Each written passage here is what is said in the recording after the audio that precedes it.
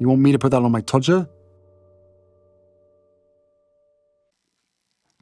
One Young World.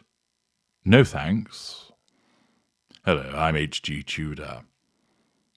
You may recall that almost a year ago, Harry's wife turned up, power-dressed, all in red, dragging Harry along as she turned up at Bridgewater Hall in Manchester and bored the arse off all of those in attendance and those that were watching, as she spilled more of her fridge magnet platitudes and beige word salad. That was prior to the death of the Queen, and was an occasion where it was the first time that she had given a speech after leaving the United Kingdom 2 years prior. In it, of course, we saw how various audience members had clearly been paid to look enthused as they were subjected to a speech that was all about her and would cause a glass eye to fall asleep. She treated people, of course, to inspirational words, such as explaining that her life had changed significantly now that she was a mum. She said, "And by that point, it's fair to say, my life had changed rather significantly. I was now married, and I was now a mum.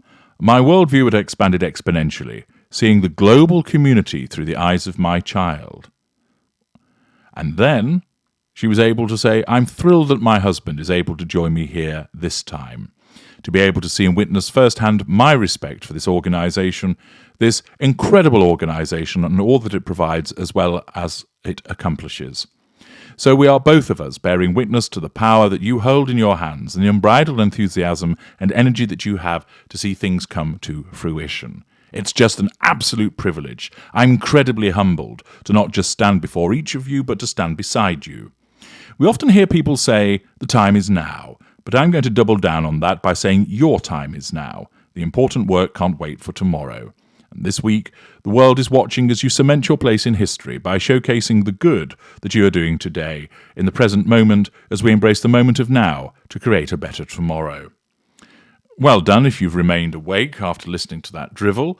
And she continued to spout crap such as, "You are the future, you are the present," and then went on to explain that, and there I was, the girl from Suits. After all, she never fails to mention that. I was surrounded by world leaders, humanitarians, prime ministers, and activists that I had such a deep and long-standing respect and admiration for, and I was allowed in to pull up a seat at the table, using one of her stock phrases, and of course she was talking about the moment that she was asked to be a counsellor for One Young World in 2014, again talking about herself. But then there was more talking about herself, as she explained, "Because the truth was I wasn't sure that I belonged. I was so nervous. I doubted myself, and I wondered if I was good enough to be there. But One Young World saw in me, just as I see in you, the present and the future." It was utter drivel, wasn't it? Absolute boring word salad that was being pumped out.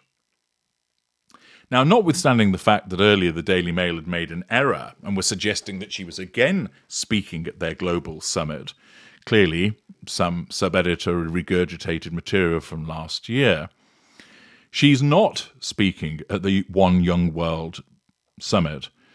This is taking place in Belfast between the 2nd and the 5th of October.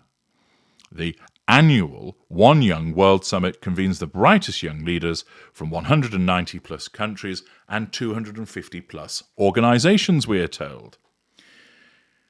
Well, surely after Harry's wife's fantastic speech last year, she would be invited back for more words of wisdom. Surely that as somebody that was involved in One Young World and the global colossus that she is, they would want her to come and talk again. Well, let's find out who will be speaking at the 2023 summit.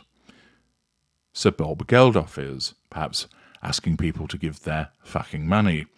Mary Robinson, the former President of the Republic of Ireland. Professor Muhammad Yunus, a Nobel Peace Prize laureate. Kat Graham, actress and UNHCR Goodwill Ambassador. Aidan Gallagher, actor, musician and UN Environment Programme Goodwill Ambassador for North America. Didier Drogba, used to bang the goals in for Chelsea. Former international football star and WHO Goodwill Ambassador for Sport and Health. Angela F. Williams, President and CEO of United Way Worldwide. Bill Browder, founder and CEO of Hermitage Capital Management. Paul Polman, business leader and climate and equality campaigner. Jamad Finn, athlete and founder of Jamad basketball camps. Hasina Safi, former acting Minister of Women Affairs, Islamic Republic of Afghanistan. Adwoa Aboa, fashion model and mental health advocate. Kerry Kennedy, lawyer, activist and president of Robert F. Kennedy Human Rights. Professor Tuli Madonsela, advocate of the High Court of South Africa. Mark Tewksbury, Olympic champion swimmer. Tende Mtuara, South African and 2019 Rugby World Cup winner. Antonia Zapala, CEO of Thomas Reuters Foundation. Michael Müller, former Under-Secretary General of the United Nations. Halima Aden, fashion model and activist. Shurufhodoza Masida, Miss South Africa 2020. Nazanin Zagaria Ratcliffe, British-Iranian journalist and author. Francois Pinard, South African Rugby World Cup winner in 1995. James Chow, host of China Current. Dr. James Doty, Professor of Neurosurgery. Vilas Dar, President of the Patrick J. McGovern Foundation. Ilya Calderon, co-anchor of the Noticiero Univision and co-host. Luis Javier Castro, CEO and founder of Mesoamerica Investments. And Caroline Casey, founder of the Valuable 500. 28 people who will all be speaking at the 2023 summit. But no Harry's wife. No, she's not been invited back. I wonder why that might be. Could it be that people thought it really wasn't worth it, that it all became about her, and she didn't really have anything to add? Quite probably. But anyway, there is a section in relation to the forthcoming summit about who has been at past summits, and we're told that it included, let us see, Archbishop Desmond Tutu, Sylvia Earle, Dr. Jane Goodall, Emma Watson, Kofi Annan, Terry Crews, Justin Trudeau, Li Xiaopeng, but no Harry's wife. Oh dear. She wasn't seen as important enough to even have in their past summit section. Again, might this be a combination of two factors? One, she didn't really add much when she spoke. Two, she's now seen as somebody you don't want to be associated with. Hence, she's not been invited back, and she isn't even referenced as somebody that was there previously. After all, you would think, given her prominence on the global stage, and that she's a member of the royal family, that One Young World would be going, yes, make mention of her coming last time. That was a real coup. No. Once again, indicative of the fact that her status has tumbled, purely as a consequence of her own behaviours, it would appear now that One Young World isn't interested in her. She wasn't invited to speak at this summit, and she's not even referenced as having spoken in the past. How would this make Harry's wife feel? Well, it wounds her. The fact that she has not been involved in something which she sees as integral to her and hasn't been mentioned as speaking previously will cause her wounding. It signals to her that she's not important, that she doesn't matter, that she's not to be included. Remember, even if she wasn't available to speak, perhaps as a consequence of other commitments, then the fact is that she deems that she'd still be asked, that she should still be referenced, that she should still be involved, because after all, she is the marvellous Harry's wife.